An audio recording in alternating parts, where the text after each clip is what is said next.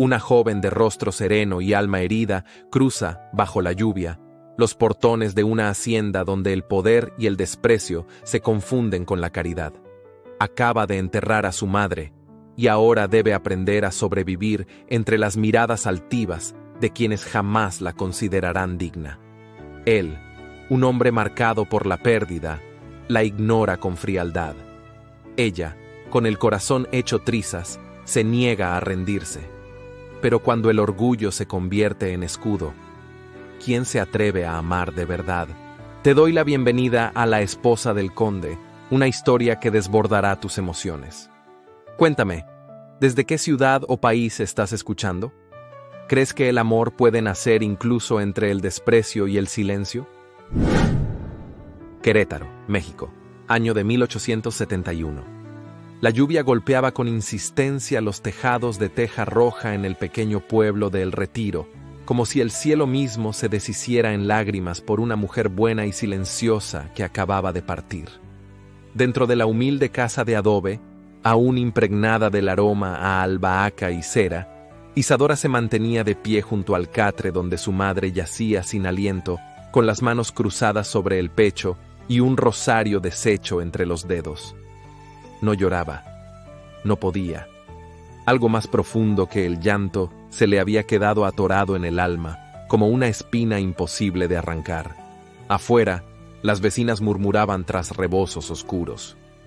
Todos sabían que Isadora quedaba sola en el mundo, sin hermanos, sin padre, ese jornalero errante que desapareció antes de que ella tuviera memoria. Sin herencia ni padrinos. Nada más que un nombre sencillo y una dignidad callada.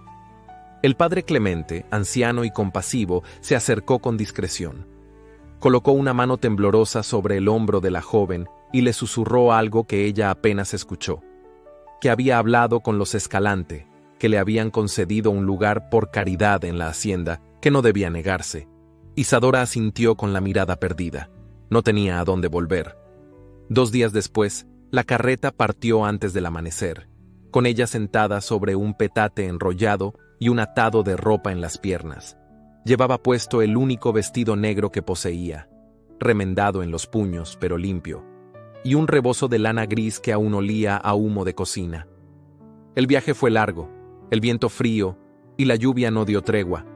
Cuando por fin la hacienda santillana se alzó ante sus ojos, majestuosa y lejana, rodeada de campos empapados y árboles azotados por el viento, Isadora se aferró al borde de la carreta como si temiera desvanecerse. La entrada principal era un arco de cantera sólida, custodiado por 2 columnas decoradas con bugambilias mustias. Una criada de rostro afilado abrió el portón sin decir palabra. Isadora descendió sin ayuda, con los zapatos embarrados y el cabello pegado al rostro. Nadie salió a recibirla. Nadie la llamó por su nombre. Al ingresar al zaguán, fue conducida a una antesala donde la piedra rezumaba humedad y las paredes parecían observarla. Ahí, sentada en una silla alta y rígida como un trono, la esperaba doña Engracia Escalante, matriarca de la casa. Vestía de negro riguroso, con un velo corto que cubría apenas el moño apretado de canas grises. Sus manos, delgadas y huesudas, reposaban sobre el regazo como 2 garras dormidas. Cuando miró a Isadora, no hubo ternura ni curiosidad, solo juicio. ¿Eres tú la hija de la costurera?, preguntó sin levantar la voz. Sí, señora, Isadora. Aquí no hay espacio para sentimentalismos ni caprichos. Aprenderás rápido o volverás por donde viniste. La criada que la había conducido contuvo una sonrisa burlona. Otra, más joven, apareció con una cubeta y trapos en las manos. Llévala a los pasillos de servicio, que comience por limpiar la escalera, está llena de lodo. Y así comenzó su vida en aquel lugar. Esa misma tarde, don Bruno Escalante regresó del campo. La lluvia había cesado, pero el cielo aún estaba gris. Entró a caballo por el costado de la hacienda, cubierto con un gabán oscuro de lana gruesa, la barba empapada, el rostro endurecido por el viento. Los mozos se apartaron en silencio. Isadora, sin saber quién era, lo vio pasar desde el corredor exterior. Él no la miró. Dicen que la muerte de su esposa años atrás lo había vuelto de piedra, que no sonreía, que no hablaba más de lo necesario, y que gobernaba aquellas tierras como se manda un ejército, sin temblor, sin ternura. Esa misma noche, sin explicación, doña Engracia ordenó que Isadora sirviera en la cena formal organizada para unos invitados de la capital. No le dieron instrucciones, ni tiempo para cambiarse. Le colocaron un delantal blanco sobre su vestido mojado y la empujaron al salón principal. La sala, iluminada por candelabros altos y tibios, estaba llena de voces elegantes y risas medidas. La vajilla resplandecía, los manteles de lino estaban bordados con hilos de oro y flores azules. Los criados se movían con destreza. Isadora temblaba. Su mano, acostumbrada a la aguja y al barro, sostenía una bandeja de plata con una botella de vino tinto. Cuando se acercó a la mesa, un comentario despectivo de una de las damas la hizo tropezar. El líquido oscuro cayó sobre el mantel central, justo frente a don Bruno, salpicando su copa. Un silencio denso cayó sobre la sala. La señora Engracia la miró con el rostro desencajado. Una de las criadas contuvo la risa. Bruno no dijo palabra, solo alzó la vista, y por primera vez, sus ojos encontraron los de ella. Ojos de miel cansada, ojos de noche contenida. Isadora bajó la mirada de inmediato, con las mejillas ardiendo. Quiso recoger la bandeja, disculparse, huir. Nadie la defendió. La voz de la señora tronó. Que limpie eso y luego que desaparezca. Esa noche, mientras lavaba el mantel manchado bajo la lluvia que volvía a caer, Isadora no lloró. Ya no tenía lágrimas, solo un presentimiento. La vida, incluso en la casa más rica, también podía ser una celda sin barrotes. Y ella había sido encerrada, sin juicio, sin defensa, sin piedad. En las vastas extensiones de la hacienda santillana, donde los días comenzaban antes del alba y los hombres se perdían entre surcos y bramidos de ganado, don Bruno Escalante se movía como un espectro sin voz. Sus pasos eran medidos, su silueta imponente y su mirada esquiva. Desde su regreso definitivo a la propiedad, tras años de viajes por los ranchos más alejados y silencios autoimpuestos, se había convertido en una figura envuelta en brumas. Su habitación, amplia pero austera, conservaba el olor a madera encerada, a cuero viejo y a tabaco apagado. Las cortinas permanecían corridas durante el día, y la chimenea ardía incluso en las tardes templadas. Leía durante horas sin pronunciar palabra, escribía en un cuaderno de tapas negras con una pluma de ave, y salía al campo montado en su caballo zaino, como si buscara perderse en la tierra antes que enfrentar el mundo que había dejado atrás. Los pocos que se atrevían a hablar de él decían que la muerte de su esposa, ocurrida 3 años atrás en circunstancias nunca comentadas, le había robado la voz del alma. Desde entonces, Bruno evitaba fiestas, visitas, música y afectos. Gobernaba la hacienda con mano firme, pero sin gritos. Bastaba una mirada suya para que un peón bajara los ojos. Nadie discutía sus decisiones, nadie osaba hacerle preguntas. Isadora, en cambio, comenzaba su vida como un susurro entre paredes extrañas. Su jornada empezaba antes que la luz. Dormía en un cuarto angosto detrás de la cocina, con una colchoneta delgada, un baúl de madera carcomida y una vela que compartía con otra sirvienta que apenas la miraba. Los primeros días los dedicó a observar, con la cautela de quien no quiere tropezar por segunda vez. Aprendió dónde se guardaban los utensilios, cómo se plegaban los manteles de lino, qué caminos evitar para no interrumpir a los dueños.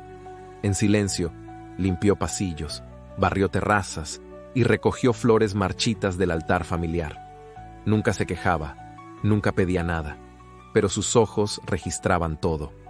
Una mañana, la cocinera la envió al establo con un balde de agua. El suelo estaba resbaloso y el olor a heno mojado mezclado con estiércol la envolvió como un guante pegajoso. Allí, agachado junto a una cría débil que no conseguía ponerse de pie, estaba don Matías, el mayordomo de la casa, hombre maduro de piel curtida, bigote espeso y mirada sabia. La miró de reojo, sin hostilidad. Si tienes estómago fuerte, acércate. Si no, mejor quédate junto a la puerta. Isadora, sin decir palabra, dejó el balde en el suelo y se acercó. El potrillo recién nacido temblaba. La yegua lo olfateaba con angustia. Matías suspiró, limpiándose el sudor de la frente. «Este chiquillo no va a resistir mucho si no se pone en pie pronto», murmuró. «Necesita calor, y no tenemos lámparas encendidas aquí». La joven, guiada por un instinto que no sabía que poseía, se quitó el rebozo y lo dobló en 4, colocándolo con cuidado sobre el lomo tembloroso del potrillo.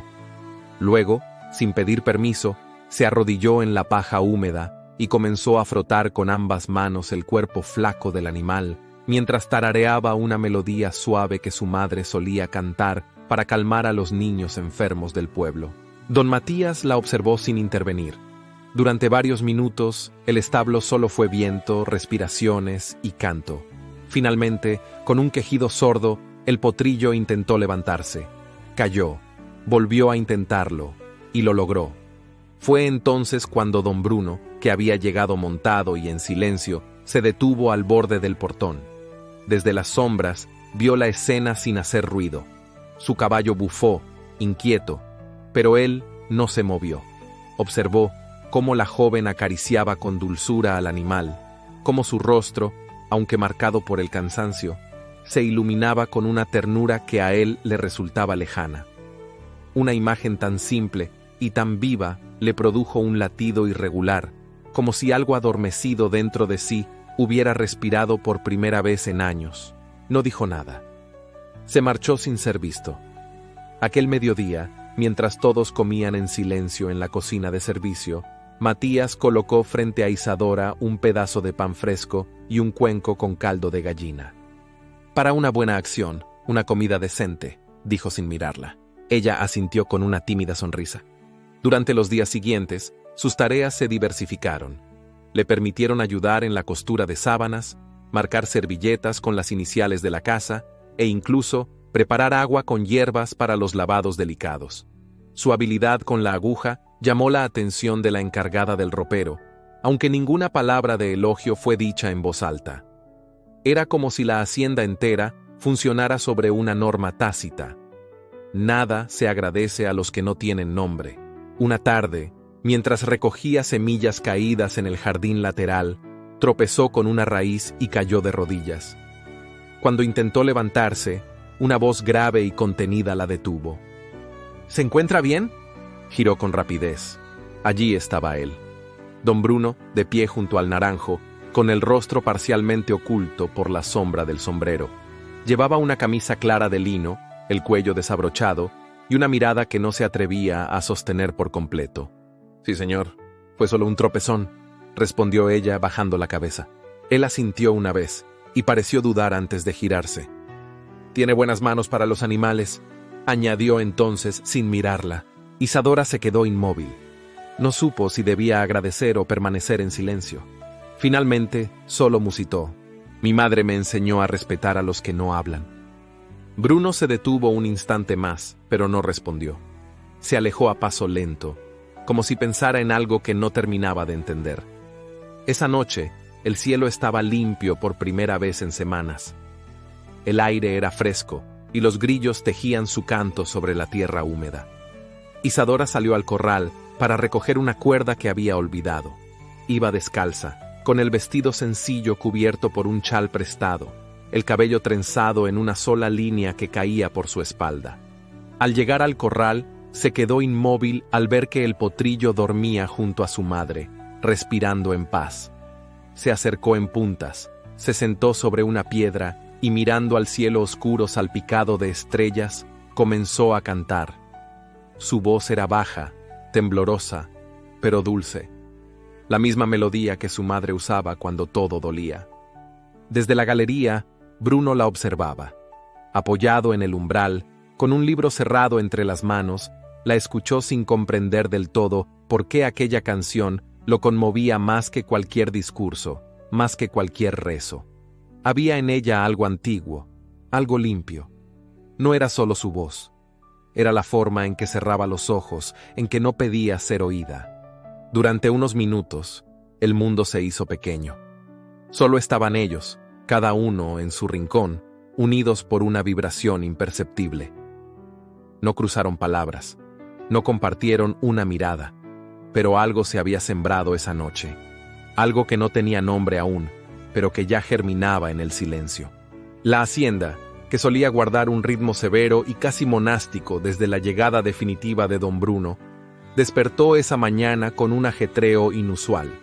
Las criadas corrían con cestas de flores frescas, las sábanas de lino eran cambiadas por otras con encaje fino, y los manteles bordados con hilos de oro volvían a vestir la mesa del comedor principal.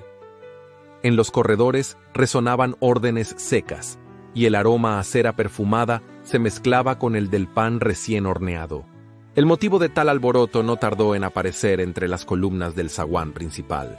Una calesa negra, con herrajes bruñidos y cortinas de encaje marfil, se detuvo frente a la puerta grande. De ella descendió con teatral lentitud doña Carolina del Villar, envuelta en un vestido de seda azul medianoche, con mangas abullonadas y corsé marcado que acentuaba su esbeltez con estudiada perfección. Sobre el peinado alto llevaba un sombrero redondo de fieltro, decorado con plumas de faisán.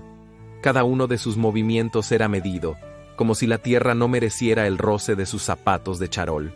Doña Engracia salió a recibirla personalmente, flanqueada por 2 sirvientas que intentaban sin éxito disimular la tensión.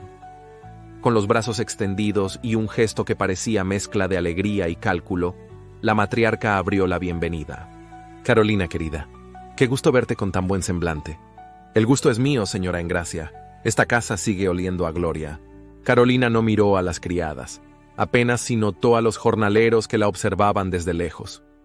No preguntó por el tiempo, ni por los cultivos, ni por los caminos. Lo único que quiso saber, casi de inmediato, fue: «¿Y Bruno? ¿Está en casa?» Doña Engracia sonrió con los labios cerrados. «Salió al campo temprano, pero estará de vuelta para la cena. Te encantará verlo. Está más sereno últimamente. No me cabe duda de que mi presencia le hará bien».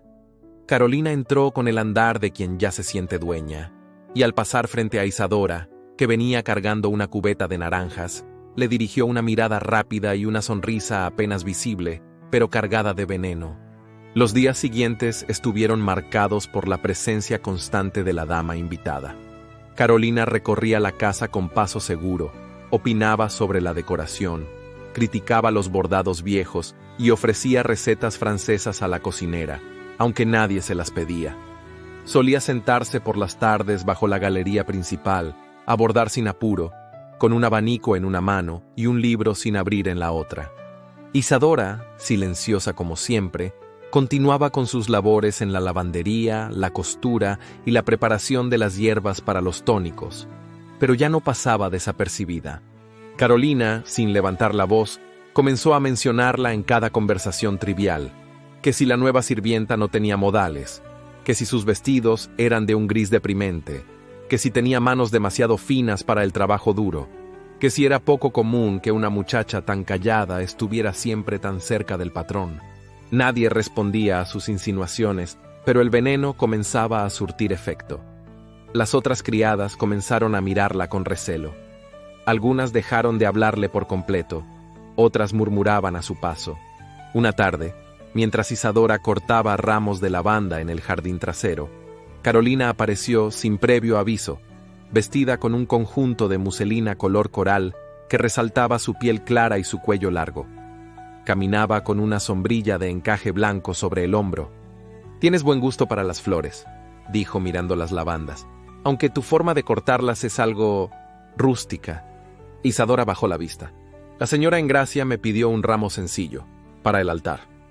«Oh, claro, los altares también necesitan su porción de sencillez, aunque a veces la sencillez se disfraza de falsa humildad». La joven no respondió. Carolina dio un paso más. Se inclinó y tomó un tallo entre sus dedos. «Sabes, querida, no conviene destacar demasiado en una casa que no es propia. A veces el silencio no protege. Solo llama la atención de quienes no deberían verla». Isadora sintió un nudo en el estómago, pero no apartó la mirada. «Yo no quiero destacar, señora, solo cumplir con mi deber». «Ah, qué noble. Las mujeres que dicen no querer nada son las que más desean ser vistas.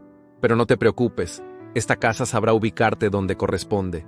Carolina le sonrió con los dientes y se marchó, agitando la sombrilla con elegancia. La lavanda quedó esparcida sobre la tierra. Esa noche, la cena fue servida en el comedor principal, con todos los cubiertos dispuestos como en los días de fiesta. Doña Engracia ocupaba la cabecera. A su derecha, Bruno. A su izquierda, Carolina. Más allá, algunos invitados menores de la familia del billar. Los criados servían con precisión.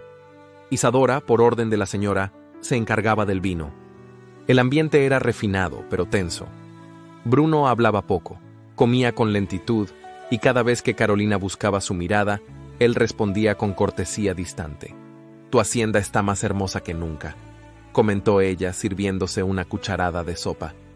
«Y tú, Bruno, te ves menos ausente». «Gracias», respondió él sin levantar la vista. «Debe ser el aire del campo, o tal vez cierta presencia nueva en la casa».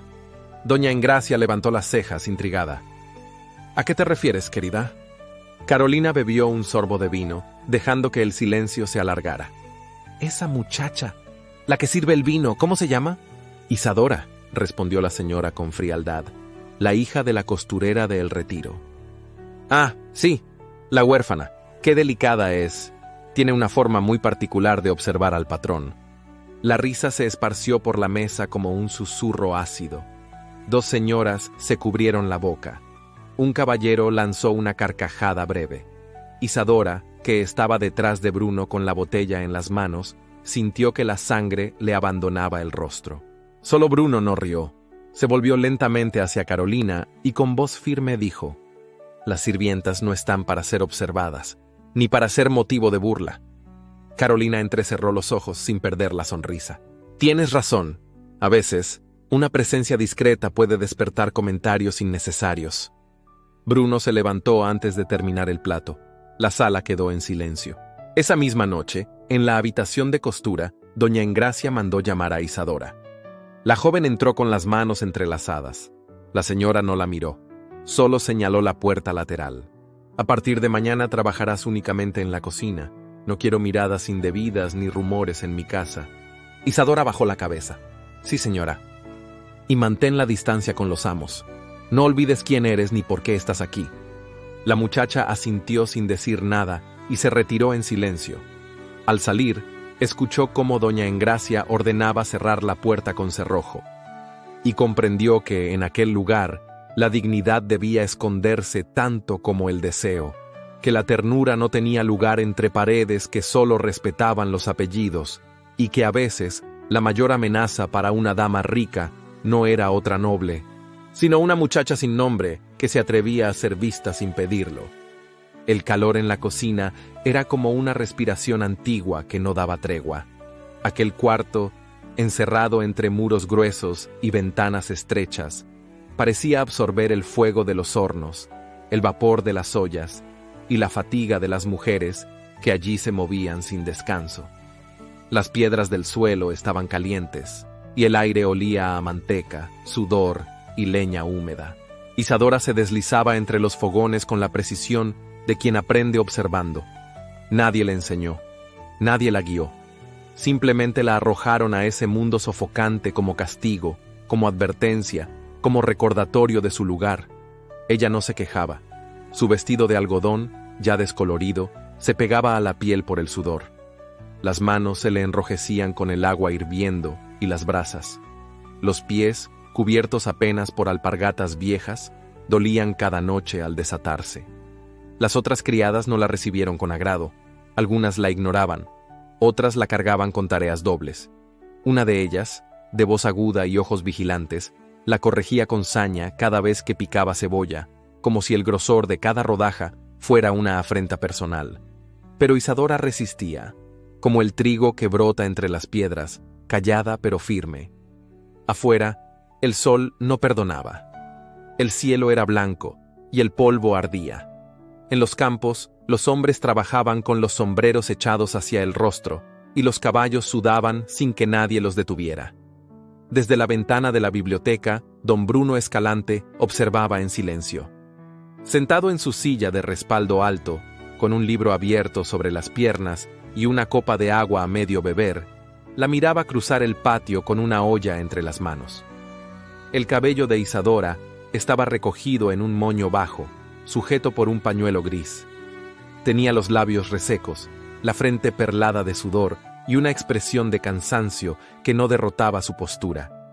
No caminaba encorvada, no arrastraba los pies, se movía con una dignidad callada, como si llevara en el cuerpo un ritmo que ninguna humillación podía quebrar.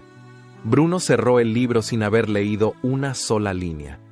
Sus pensamientos, sin permiso, lo arrastraron al pasado. Recordó la figura de su esposa fallecida, Elena, tan distinta y sin embargo tan parecida en ciertos momentos. Elena reía fuerte, hablaba sin temor, era hija de una familia notable, pero había en su forma de mirar el mundo una delicadeza parecida a la de aquella muchacha sin apellido. No era lo físico, era otra cosa, una templanza, un temple, como si ambas supieran llevar el dolor en la espalda sin hacer ruido. Ese pensamiento le incomodó. Se levantó y caminó hacia la galería, buscando distraerse en el aire de la tarde. Aquella mañana, Marianita, la niña del pueblo, llegó con su madre a dejar unos quesos frescos. Tenía el cabello despeinado, las mejillas rojizas y los pies descalzos cubiertos de polvo. Apenas pisó el patio trasero, vio a Isadora salir de la despensa con una canasta de pan. ¡Isadora!, gritó la niña con entusiasmo, corriendo hasta ella. Isadora se agachó de inmediato, y la niña le rodeó el cuello con los brazos. Ambas rieron. Marianita sacó de su bolsillo un manojo de flores silvestres que había recogido en el camino. «Son para ti, como las que ponías en el altar con tu mamá». Bruno, que se encontraba a pocos pasos, detuvo su andar. No hizo ruido. Observó desde la sombra del limonero, sin ser visto. La escena tenía una ternura tan sencilla que le apretó el pecho. Isadora olía las flores como si fueran un regalo precioso, y luego las colocaba con cuidado sobre una mesa de madera junto a las naranjas. La niña hablaba sin parar.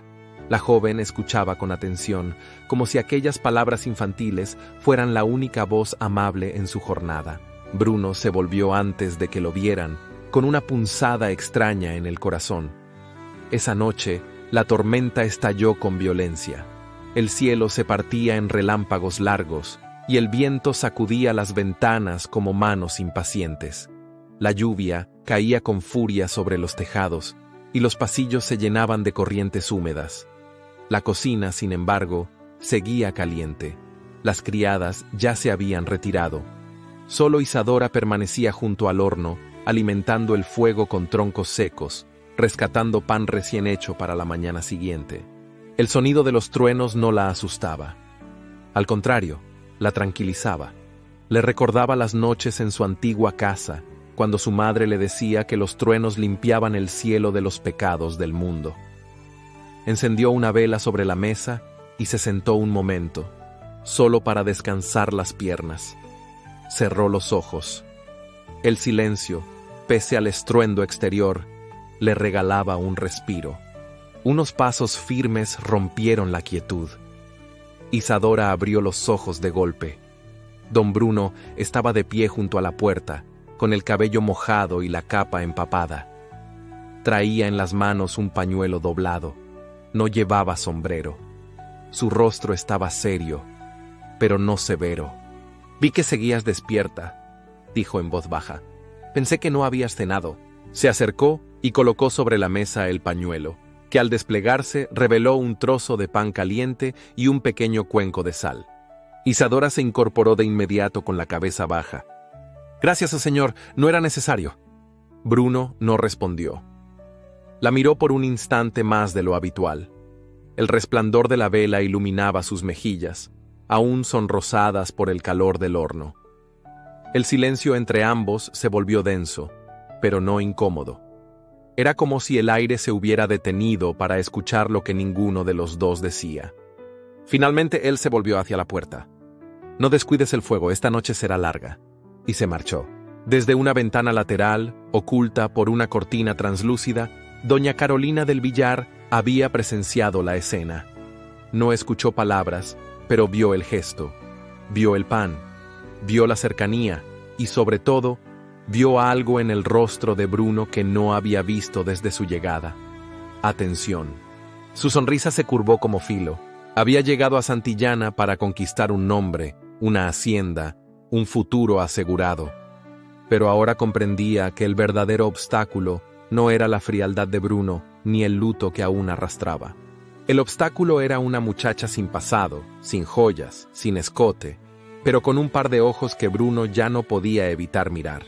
Y en ese instante, Carolina decidió que ya no bastaba con fingir simpatía. Era hora de actuar, de colocar cada pieza en su sitio y hacer caer a quien no supiera su lugar. La mesa estaba servida con esmero. Los manteles de lino blanco, bordados con iniciales antiguas, caían en cascada hasta casi rozar el suelo. Los cubiertos de plata brillaban bajo la luz dorada de los candelabros, y en el centro, sobre un jarrón de cerámica poblana, reposaba un ramo de rosas pálidas traídas del jardín. La brisa de la tarde se filtraba por las ventanas abiertas, perfumando el comedor con un aroma tenue a flores y tierra húmeda. Todo parecía en calma, como si el tiempo se hubiese suspendido en una imagen de orden y privilegio. Doña Engracia presidía la mesa con su habitual altivez. Vestía un atuendo negro de encaje rígido, con un broche de oro antiguo sujeto al cuello del vestido.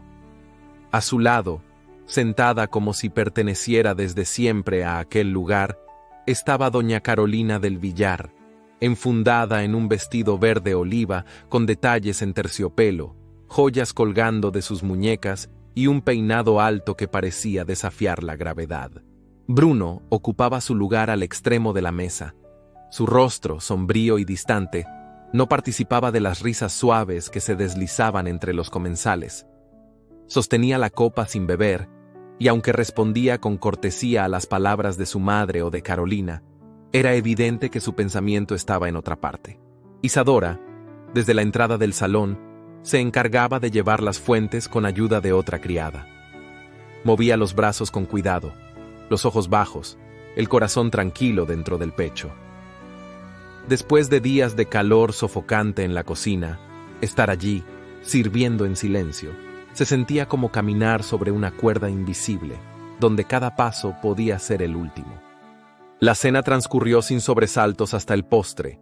Fue entonces cuando Carolina interrumpió la conversación sobre las cosechas y con una sonrisa que no alcanzaba sus ojos, preguntó en voz lo suficientemente alta para ser escuchada por todos. ¿Alguien ha visto el anillo de perlas que dejé sobre la cómoda? El que usé anoche para la velada. Juraría haberlo dejado allí esta mañana. Los murmullos se alzaron como un murmullo de viento contenido. Doña Engracia frunció el ceño. ¿Estás segura, hija? Segurísima. Es una pieza única. Me la regaló mi tía de Veracruz. Tiene perlas pequeñas y una piedra central azul. No lo encuentro por ninguna parte.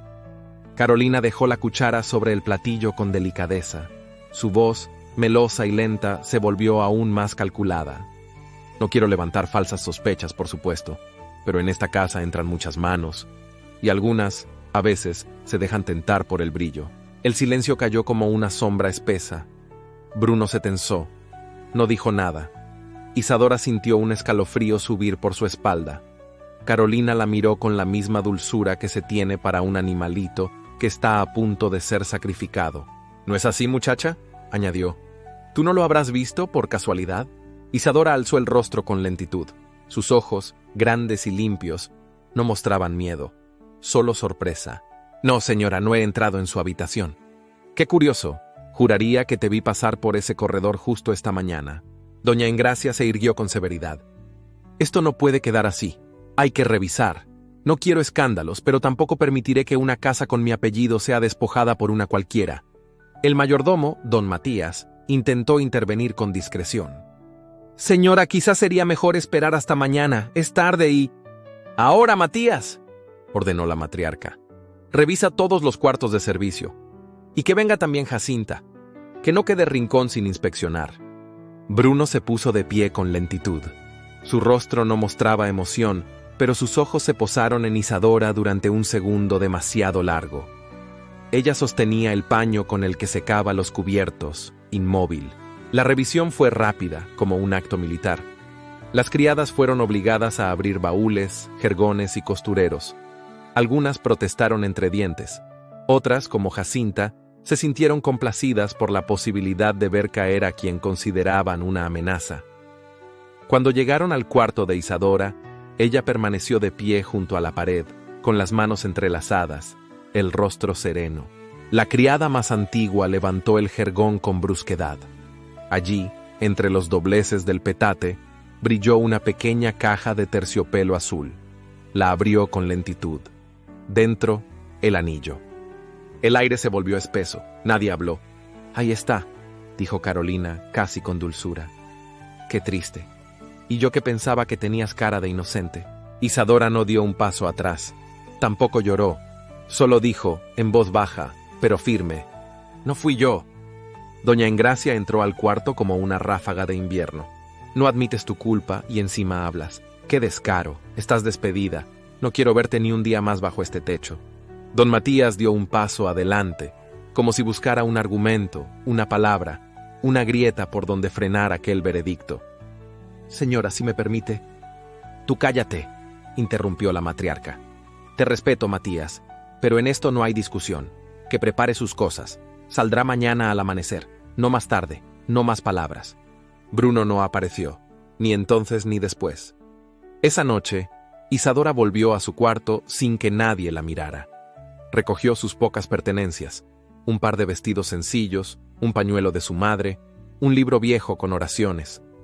Dobló todo con cuidado, sin prisa. No lloró. A través de la pequeña ventana, el cielo estaba cubierto de nubes pesadas. Una tormenta amenazaba, pero aún no rompía. Parecía contenerse, como ella. Al amanecer, antes del primer canto del gallo, la llevaron hasta la salida trasera. No hubo palabras de despedida. No hubo manos amigas. Solo un carruaje desvencijado que la esperaba para llevarla de vuelta al pueblo. El conductor no preguntó a dónde debía ir. Ya sabía. El destino de los expulsados de la hacienda no necesitaba coordenadas. Ella subió sin levantar la cabeza. Cargaba su fardo de ropa en el regazo y el alma en los ojos. Desde la galería del segundo piso, don Bruno la observaba, medio oculto tras la cortina gruesa de su habitación. No hablaba, no se movía, solo miraba. El corazón le latía como si algo se hubiera roto dentro. Como si, al verla partir, se llevara con ella una parte que no supo reconocer a tiempo. La culpa le pesaba más que el silencio, y sin embargo, se quedó quieto, encerrado en sí mismo, viendo alejarse a la única mujer que no había pedido nada y, aún así, lo había marcado con solo existir. El amanecer en las afueras del pueblo de El Retiro no tenía la solemnidad de los campos ricos ni la armonía de las grandes casas. El viento soplaba con dureza entre los matorrales secos y el cielo amanecía manchado de gris. A un costado del camino, medio oculta entre espinos y naranjos silvestres, se alzaba una choza de paredes desiguales y techo de palma ahumada. Desde dentro salía un hilo de humo que traía consigo olor a hierbas cocidas y leña vieja. Allí, en medio de la nada, Isadora encontró asilo. La anciana Ignacia, curandera conocida del pueblo, de voz rasposa y mirada sabia, le abrió la puerta sin hacer preguntas. Vivía sola desde hacía años, acompañada solo por sus frascos de alcoholes medicinales, sus gatos flacos y una memoria que parecía contener siglos. «Pasa», le dijo. «Aquí no se pregunta, se escucha». Isadora cruzó el umbral con el mismo silencio que arrastraba desde que la sacaron de la hacienda. Llevaba un fardo pequeño, una manta doblada y el alma hecha pedazos. La anciana le ofreció un rincón con petate limpio, una taza de té amargo y un pañuelo para secarse el rostro. No necesitaba más. Durante días, la joven ayudó a moler plantas, ordenar botellas, hervir agua en ollas ennegrecidas. No preguntaba por el mundo, dormía poco, hablaba menos. Solo de vez en cuando, al cerrar los ojos, regresaban a su memoria los pasillos de piedra, el olor a lavanda del jardín, la mirada de él desde la galería. Pero no lloraba. El dolor, cuando es profundo, se vuelve un muro mudo que no se rompe ni con el llanto. Mientras tanto, Bruno Escalante comenzaba a desandar el camino del silencio. Al principio, se negó a hablar del asunto. Aceptó el veredicto de su madre como una tormenta que debía pasar. Pero una mañana, al recorrer el establo, se topó con Marianita, la niña que solía visitar a Isadora. La pequeña, sentada en una piedra junto a los corrales, lo miró con rabia infantil. «¿Por qué la corrieron, señor? Ella no fue». Bruno, desconcertado, se agachó frente a ella. «¿Cómo lo sabes?» «Porque yo vi. Vi cuando esa señora con sombrilla entró al cuarto de Isadora. Fue la noche de antes. Llevaba algo en la mano. Pensé que era perfume. La sangre se le heló. Marianita no mentía. Nunca lo hacía. Su voz temblaba, pero su convicción era firme». Bruno se puso de pie como impulsado por una descarga. El mundo a su alrededor pareció moverse con un temblor nuevo. La traición no era una suposición, sino una certeza, y tenía nombre. Entró en la casa con pasos de hierro. La buscó entre los corredores, en el jardín, en la biblioteca. Carolina estaba en la galería principal, bordando con aire distraído, vestida con un atuendo de muselina rosa y perlas en las orejas. Al verlo acercarse, se levantó con fingida sorpresa. «Bruno, ¿qué expresión tan seria traes esta mañana? ¿Acaso pasó algo en el campo?» «Sí, en mi campo de conciencia», respondió con voz baja, casi contenida. «¿Qué quieres decir?» Bruno se acercó, deteniéndose a un paso de ella. Su mirada era dura, sin brillo. «Quiero que me digas qué hacías en el cuarto de Isadora la noche anterior a la cena en que desapareció tu famoso anillo». Carolina dejó caer el bastidor. Su rostro se tensó. «¿Qué insinúas?» «No insinúo. Acuso. Te vi moverte como dueña de esta casa, y te lo permití. Pero sembrar una mentira y destruir a una mujer por vanidad es algo que ni mi nombre, ni mi sangre, ni mi paciencia toleran». Ella intentó sonreír. Dio un paso hacia él, con los labios entreabiertos. «Bruno, por favor, todo esto es un malentendido. Yo solo quise ayudarte. Esa muchacha se estaba ganando una atención peligrosa. No podía permitir que arruinaras tu reputación por una simple sirvienta. ¿Y quién te dio derecho a decidir por mí?» «Te amo», susurró ella, acercando una mano al rostro de él. «Desde siempre. Desde antes de que te volvieras este hombre silencioso y roto. Yo puedo devolverte lo que perdiste con Elena. Yo puedo reconstruirte». Bruno la detuvo antes de que lo tocara. «Tú no sabes lo que es amor. Solo deseas lo que no puedes controlar. Y esta vez, Carolina, perdiste». Se volvió sin esperar respuesta. Ella lo siguió con la mirada, sin lágrimas, sin gritos.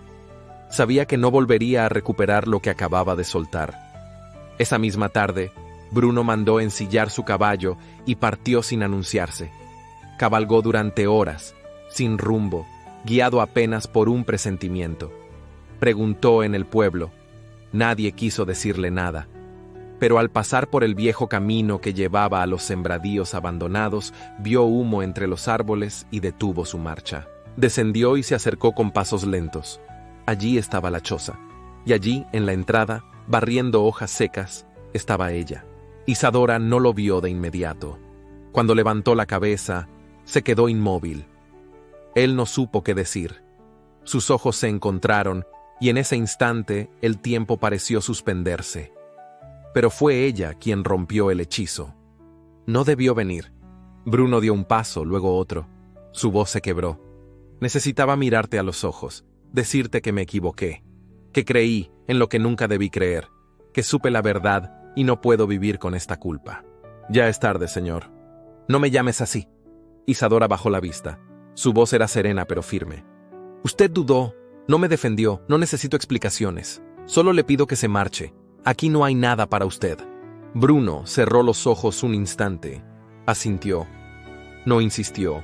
Sabía que la herida estaba abierta y que las palabras, aunque sinceras, no bastaban. Volvió a su caballo y se alejó sin volver la vista atrás. Esa noche, en la hacienda santillana, el mundo comenzó a cambiar. Bruno reunió a los encargados, interrogó a criados, revisó cuentas, habló con don Matías. Varios fueron despedidos sin apelación. Otros fueron trasladados. Carolina recibió una carta con un sello lacrado.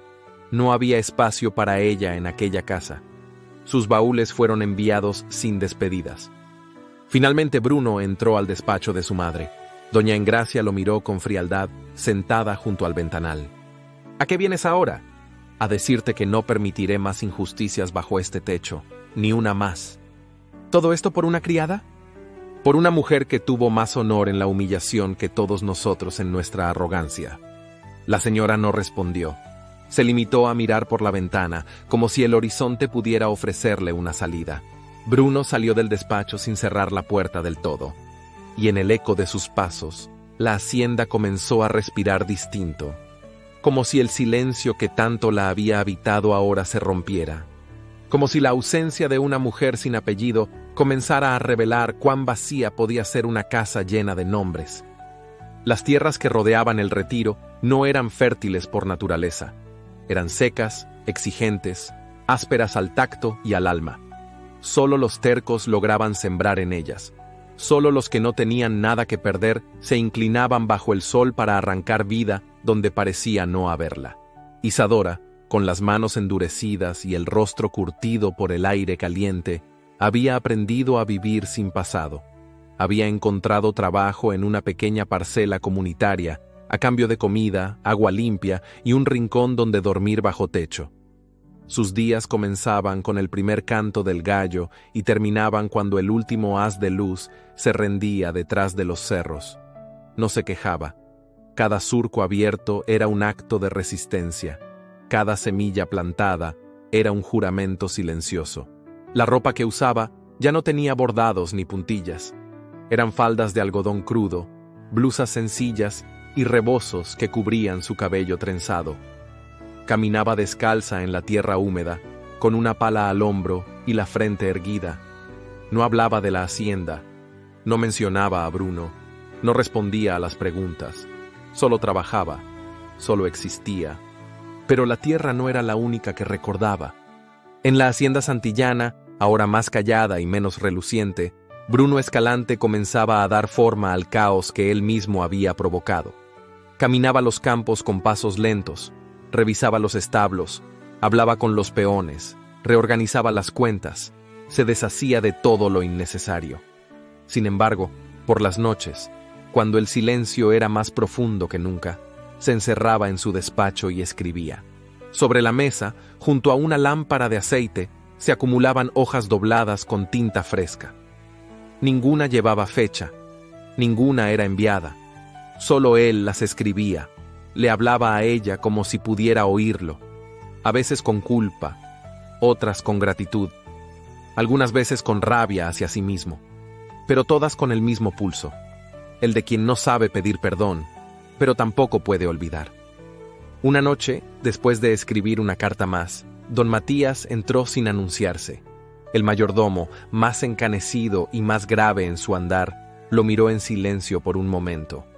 ¿Hasta cuándo va a seguir castigándose así, patrón? Bruno alzó la mirada. No tenía fuerzas para fingir. No escribo para consolarme, escribo porque, si no lo hago, me hundo. Entonces hágale llegar una de esas cartas. Que se hunda usted, si quiere, pero no arrastre en el silencio a quien no lo merece. Bruno asintió, y al día siguiente le entregó una de las cartas. No firmada con títulos ni con sellos, solo con su nombre y una frase breve al final. Por si aún queda algo que pueda ser dicho. Don Matías cabalgó hasta el pueblo sin anunciar su visita. Encontró a Isadora, removiendo tierra en la orilla de la parcela, con las mangas arremangadas y las uñas manchadas de tierra seca.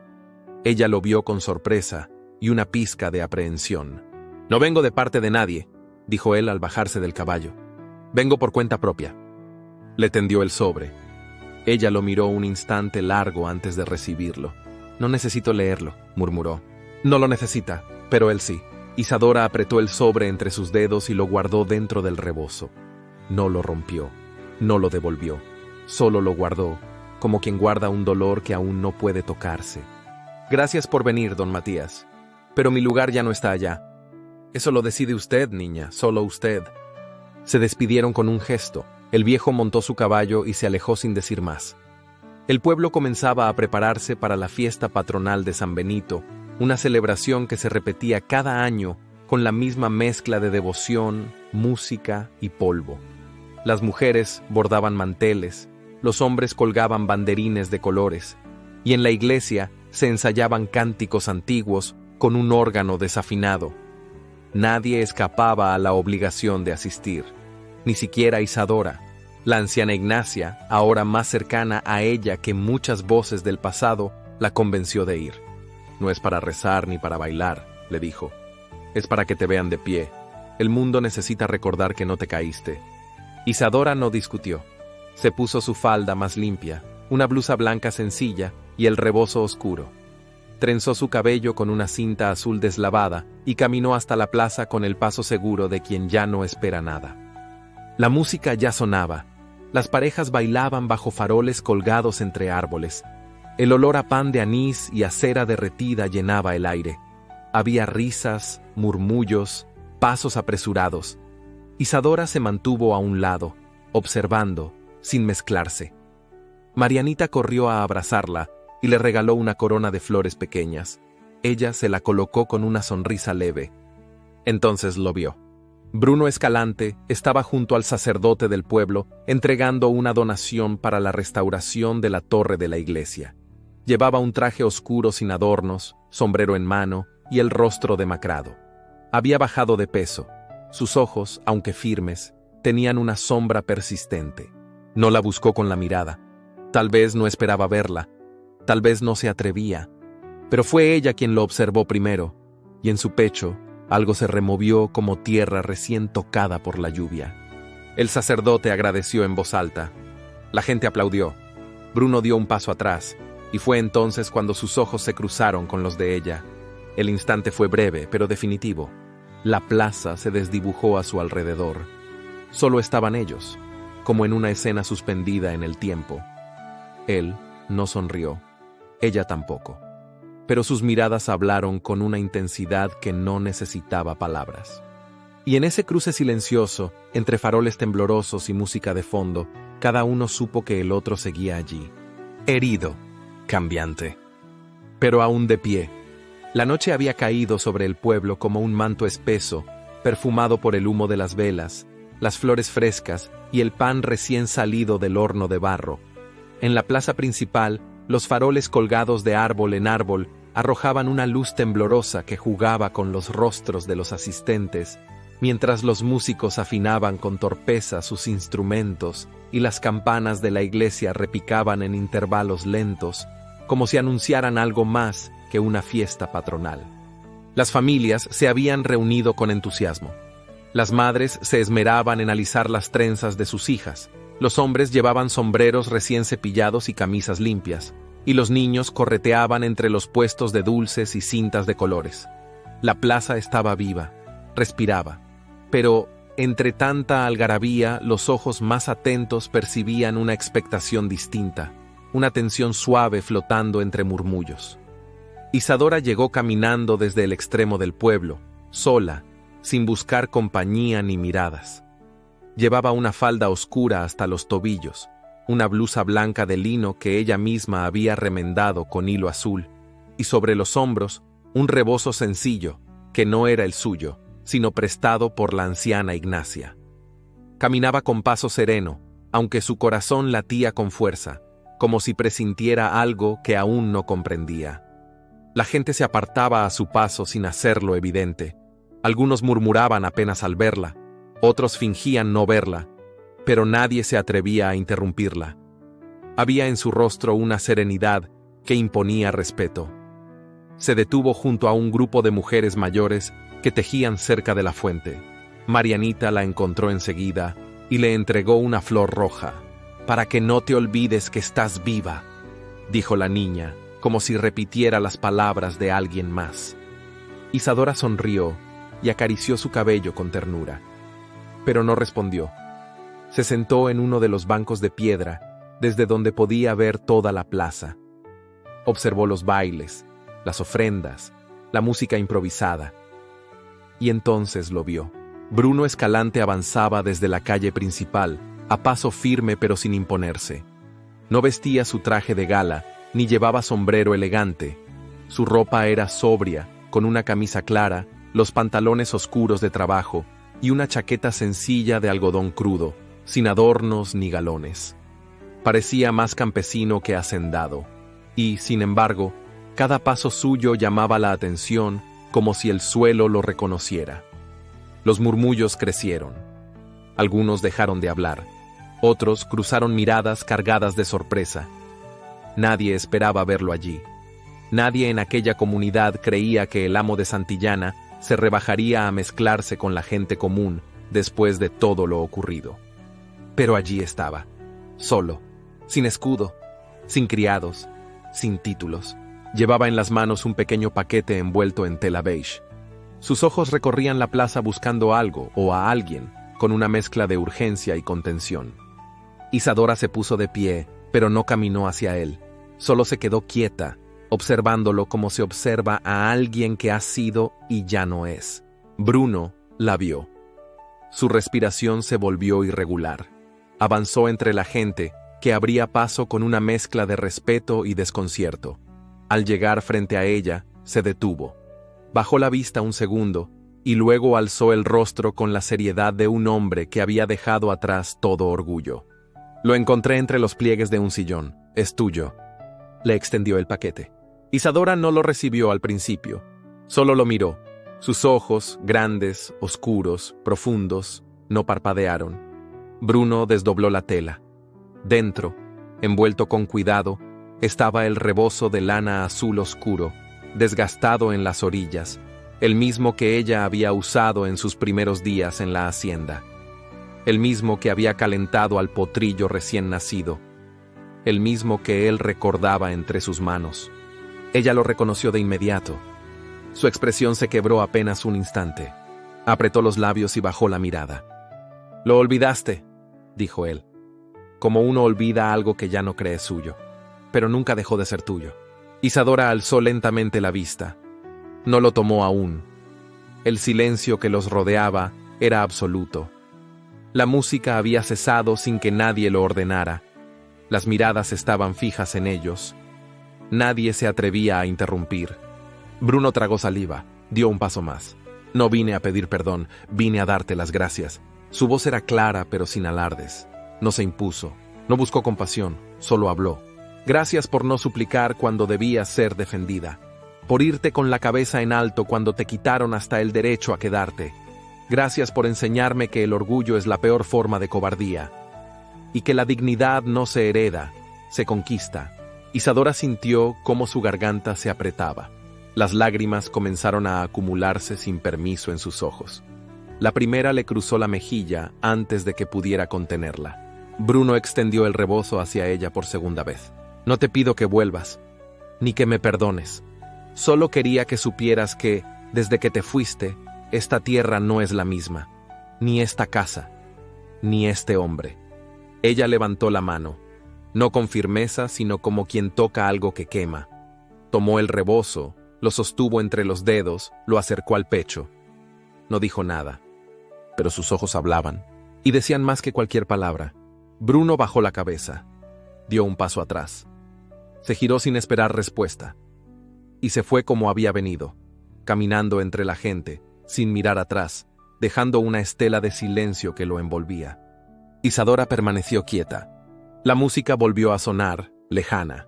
Las conversaciones regresaron con timidez. Algunos comentaron, otros fingieron no haber visto, pero los que entendían de amor, los que habían amado y perdido, sabían que esa noche no se trataba de danzas ni de santos.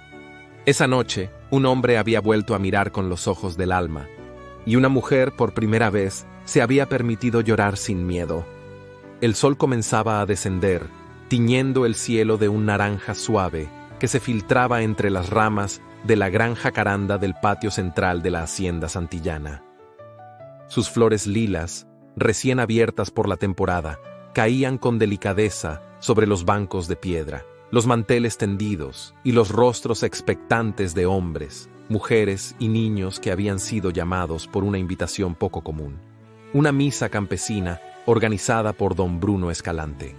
El rumor se había esparcido con rapidez. Nadie recordaba que el patrón de Santillana hubiera abierto las puertas de su propiedad a los trabajadores del valle, mucho menos para una ceremonia religiosa que no requería favores ni ofrendas. Algunos fueron por curiosidad, otros por respeto. pero todos llegaron con el presentimiento de que algo importante estaba por suceder. Isadora, avisada por la anciana Ignacia, llegó caminando entre las últimas filas. Vestía una falda de algodón oscuro, su blusa blanca de siempre y un rebozo que le prestaron solo para cubrirse del fresco de la tarde. Se colocó al borde de la multitud, sin querer llamar la atención, con los dedos entrelazados frente al pecho. No sabía por qué estaba allí, solo había sentido el impulso de ir, tal vez por la jacaranda, tal vez por el silencio que aún pesaba entre ambos. Al pie del árbol, sobre una tarima sencilla de madera sin adornos, se encontraba el altar improvisado. Una cruz de hierro clavada en una base de piedra, un mantel blanco bordado a mano y un pequeño ramo de lirios silvestres recogidos del campo. El sacerdote del pueblo, con su sotana gastada y los ojos húmedos de emoción, comenzó la ceremonia con voz queda. Las oraciones se entrelazaban con los murmullos del viento y el crujido de las ramas. Todo tenía un aire de quietud antigua, como si el tiempo hubiera cedido por un instante su dominio. Cuando llegó el momento de la bendición final, el sacerdote dio un paso atrás y con gesto solemne invitó a Bruno a hablar. El silencio se apoderó de todos los presentes. Bruno subió a la tarima con pasos lentos, vestido con ropa de trabajo, sin bastón, sin anillos, sin el escudo familiar bordado en el bolsillo. Solo él, como hombre, como alguien que ya no tenía nada que esconder. Se detuvo junto a la cruz y alzó la mirada. «No tengo sermón ni discurso», comenzó su voz clara, aunque levemente rasposa. «Solo tengo un corazón que ha aprendido a ver». El murmullo fue casi imperceptible, como una exhalación colectiva. Durante años viví convencido de que un apellido, una hacienda, un apellido grabado en las copas de plata eran suficientes para dar sentido a la vida. Creí que el honor estaba en la sangre y que el deber era callar los sentimientos cuando incomodaban. Me equivoqué. Se tomó una pausa. Luego giró levemente el rostro hacia el público. Hoy quiero anunciar, delante de todos ustedes, que la hacienda santillana pasará a manos de mi hermana Clara, viuda, madre de 3 hijos, quien ha regresado del sur con la voluntad de restaurar este lugar con justicia. Yo no quiero seguir siendo señor de estas tierras. Un murmullo de asombro se esparció entre los presentes. Bruno prosiguió.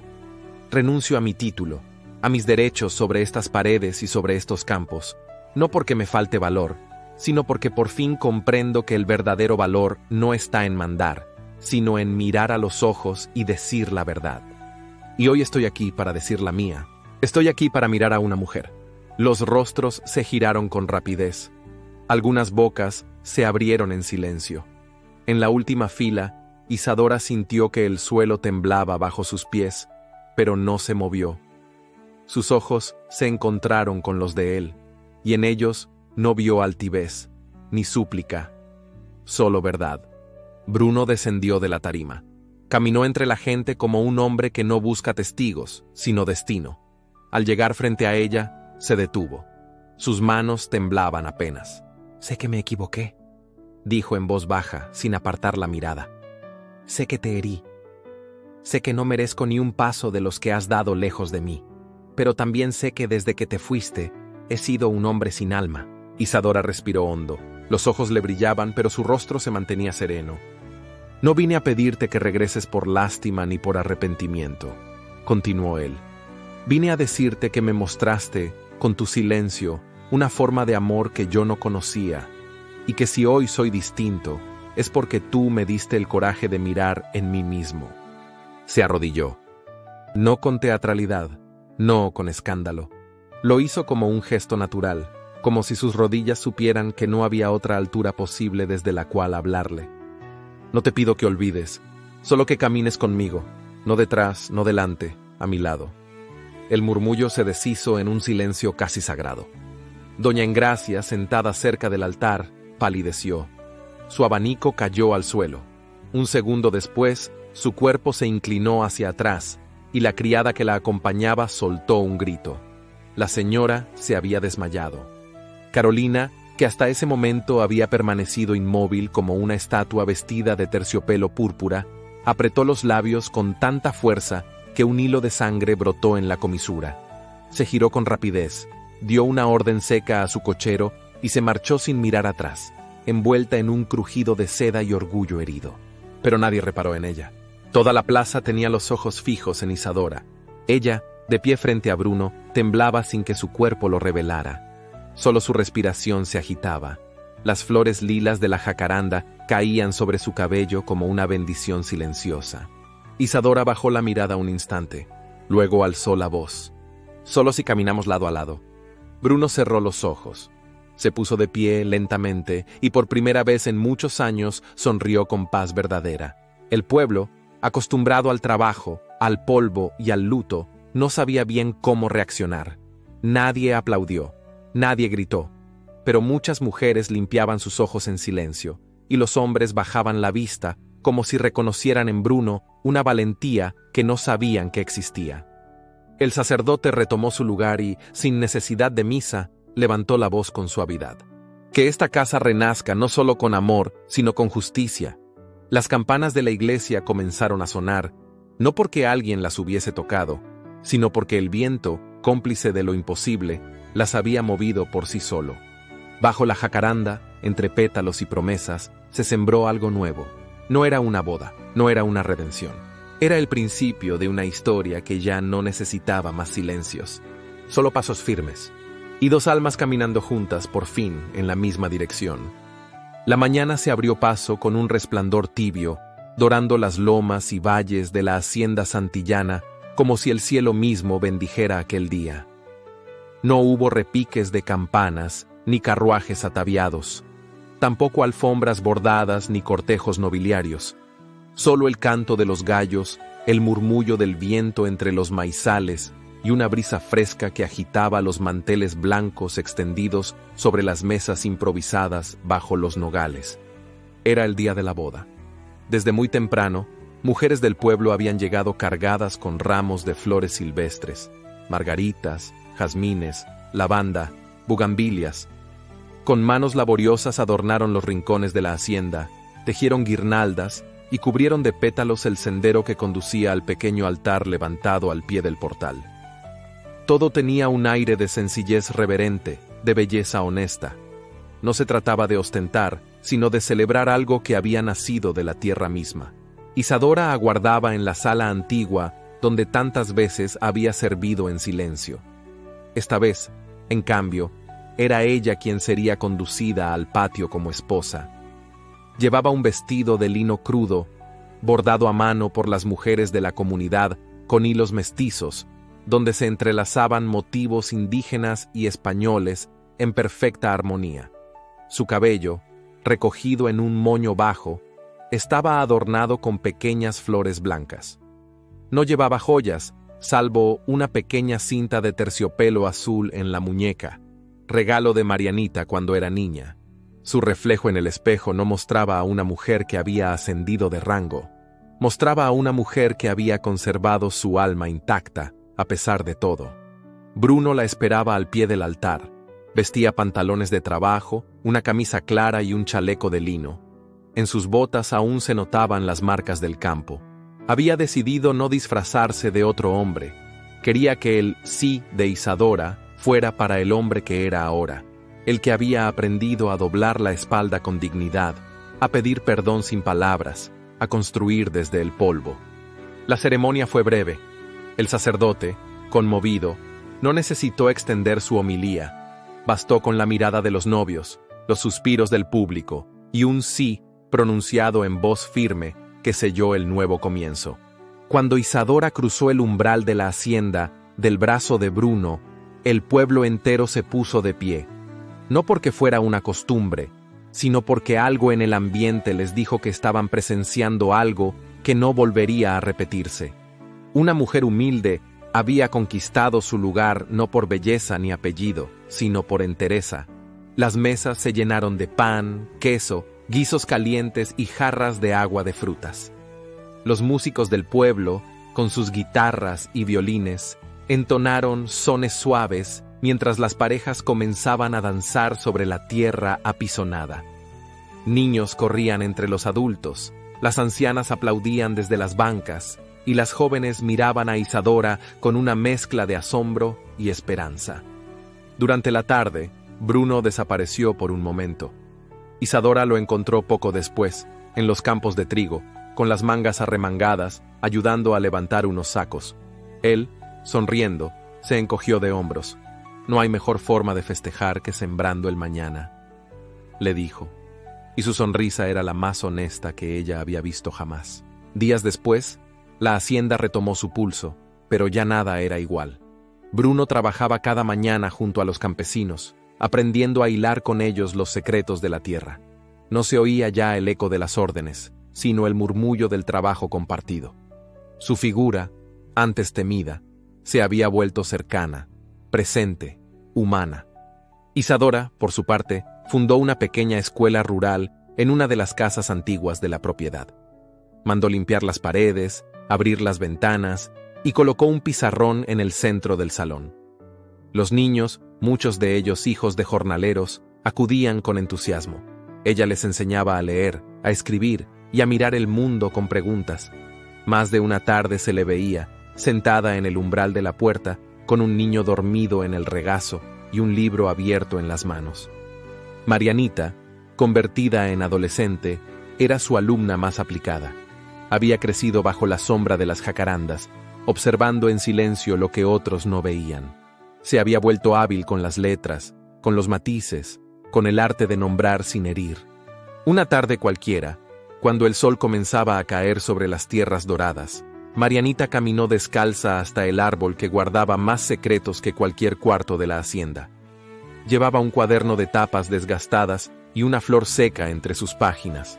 Se sentó bajo la jacaranda, como lo había hecho tantas veces, y comenzó a leer en voz alta. Su voz, firme y clara, atravesó los corredores del tiempo. Leía sobre mujeres que no se rendían, sobre hombres que aprendían a amar sin dominar, sobre tierras que podían florecer si el corazón era fértil. Leía sobre ellos, sobre todos. Detrás de ella, a lo lejos, Isadora y Bruno la observaban en silencio, sentados en la galería de la casa, uno junto al otro. No necesitaban hablar. Sus manos entrelazadas sobre el regazo decían todo. La brisa agitó las ramas del árbol. Algunas flores lilas cayeron sobre la página abierta del cuaderno. Marianita no se inmutó. Seguía leyendo. Y entonces, una voz en off emergió suave, profunda, como si naciera del mismo suelo. El amor verdadero no es el que humilla, ni el que salva, sino el que aprende a mirar de frente, con la verdad entre las manos y el alma sin miedo. En la hacienda santillana ya no quedaban sombras, solo memorias vivas, miradas francas y el perfume del trigo, que subía del campo como una promesa cumplida, porque a veces la justicia no llega con estruendo, sino con pasos firmes, con trabajo diario y con manos limpias. Y el amor, ese que resiste tormentas, no pide permiso ni perdón, se construye día a día en silencio y para siempre. 8 años habían pasado desde aquella mañana en que la hacienda santillana se cubrió de flores silvestres y se escucharon votos sencillos bajo la sombra de una jacaranda. El tiempo, con sus manos pacientes, había borrado algunas huellas y acentuado otras, pero no había conseguido apagar la luz que nació aquel día entre Isadora y Bruno. La hacienda, antes símbolo de poder y dominio, se había transformado en un refugio de trabajo, educación y comunidad. Los corredores que antes resonaban con pasos de criados temerosos ahora acogían risas de niños, canciones del campo y lecturas al atardecer.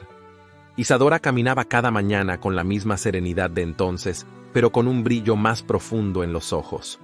Su escuela rural había crecido y ahora funcionaba en 3 salas construidas con adobe y maderas nobles. Casi 70 niños del valle acudían allí cada semana, aprendiendo no solo letras y números, sino también respeto, historia y libertad. A su lado, Bruno seguía siendo el hombre de antes, pero ya no el mismo. Su andar seguía siendo firme, pero la mirada se había suavizado. Tenía surcos nuevos en la frente, no de preocupación, sino de sol y trabajo. Las manos, endurecidas por la tierra, también sabían acariciar con ternura los cabellos de su hija menor, Juliana, de apenas 4 años. Porque sí, El amor entre ellos había dado frutos. Primero llegó Elías, de ojos oscuros y sonrisa grave, tan parecido a su padre que los campesinos lo saludaban ya como el joven patrón. Luego vino Clara, de carácter impetuoso y voz clara como el agua. Y por último Juliana, que no conocía el mundo sin libertad, sin libros ni abrazos. Los tres corrían libres por la hacienda, mezclados con los hijos de los peones, sin distinciones ni privilegios. Doña Engracia, en cambio, había pasado sus últimos años en una casa modesta, al cuidado de una sobrina lejana, alejada de la vida social que tanto veneraba. La caída de su mundo, aquel donde el linaje lo era todo, fue lenta, y aunque Bruno jamás la abandonó del todo, fue Isadora quien la visitó con más frecuencia, llevando siempre una flor blanca y una taza de chocolate caliente. Nunca hablaron del pasado, pero el silencio entre ellas, con los años, fue aprendiendo a no doler. Carolina, por su parte, había partido una madrugada sin despedirse, después de ver su reflejo resquebrajarse frente al amor verdadero de otros. Se dijo en el pueblo que fue vista en la ciudad de Guadalajara, ofreciendo clases de canto y enseñando modales a jóvenes señoritas. Pero nadie supo si volvió a amar, ni si alguna vez encontró aquello que tanto ambicionaba. Don Matías, ya retirado, solía sentarse cada tarde bajo el árbol de la entrada, observando a los niños correr y a los adultos trabajar. Su bastón golpeaba el suelo con ritmo lento, pero sus ojos conservaban la agudeza de quien sabe leer el alma ajena. Nunca es tarde para corregir lo que uno permitió en silencio, solía decir, mirando a Bruno con orgullo contenido. Y Marianita, Marianita, aquella niña que había corrido a abrazar a Isadora cuando nadie se atrevía, ahora era una joven maestra, con la frente alta y las palabras justas. Tomaba la jacaranda como su rincón para escribir poemas, enseñar a leer a los más pequeños y recordar que las cosas importantes nacen del valor de hacer lo correcto cuando parece que todo está perdido. Una tarde de verano, durante la celebración del 8º aniversario de la escuela, Marianita leyó un texto escrito por ella misma. Su voz, dulce y firme, envolvió a todos. Dicen que el amor es frágil como el papel, pero yo lo he visto resistir la lluvia, el desprecio, la mentira. He visto cómo el amor, cuando es verdadero, no se rompe, se transforma, se enraiza, se vuelve tierra fértil para quienes vienen después. Isadora, sentada al lado de Bruno, apretó su mano con ternura. Él la miró como aquel día en que se arrodilló bajo la jacaranda, con admiración, con humildad, con esa fe que solo nace cuando uno ha visto lo peor y ha decidido aún así quedarse. Los campos seguían floreciendo, el trigo crecía fuerte, las jacarandas teñían de violeta el horizonte cada primavera, y en el corazón de quienes vivían en Santillana, la certeza de que el amor no salva ni humilla, sino que enseña a mirar con verdad, seguía viva. Porque algunas historias no terminan con un beso ni con una promesa. Algunas historias continúan en la tierra que se pisa, en los hijos que se crían y en las decisiones que se sostienen con el alma limpia. Y la historia de Isadora y Bruno era una de esas. Gracias por acompañarnos hasta el final de esta historia que no solo habló de amor, sino también de dignidad, valentía y segundas oportunidades. La esposa del conde no es solo un romance de época, es un reflejo de tantas mujeres que, como Isadora, han sabido mantenerse firmes ante la injusticia, sin perder la ternura en el corazón. Nos recordó que el verdadero amor no necesita gritar, ni imponerse, ni mendigar. El amor real se reconoce en las decisiones diarias, en la mirada que no juzga, en la mano que sostiene sin poseer. Bruno aprendió a amar renunciando al orgullo. Isadora enseñó a amar sin dejar de ser ella misma. ¿Y tú, qué enseñanza te llevas de esta historia? ¿Cuál fue el momento que más te conmovió? Te invito a dejar en los comentarios la palabra jacaranda. Así sabré que llegaste hasta aquí y que eres parte de esta hermosa comunidad de almas sensibles que creen en el poder de las buenas historias. Si te gustó esta narración, no olvides dejar tu me gusta, suscribirte y activar la campanita, porque ya estoy preparando nuevas historias llenas de emoción, giros inesperados y amores que desafían las reglas del tiempo y la sociedad. Y antes de irte, no te pierdas las narraciones recomendadas que te estoy dejando en las tarjetas. Estoy segura de que también te van a enamorar. Nos reencontramos muy pronto, bajo otra jacaranda, en otra época, pero con el mismo latido en el alma.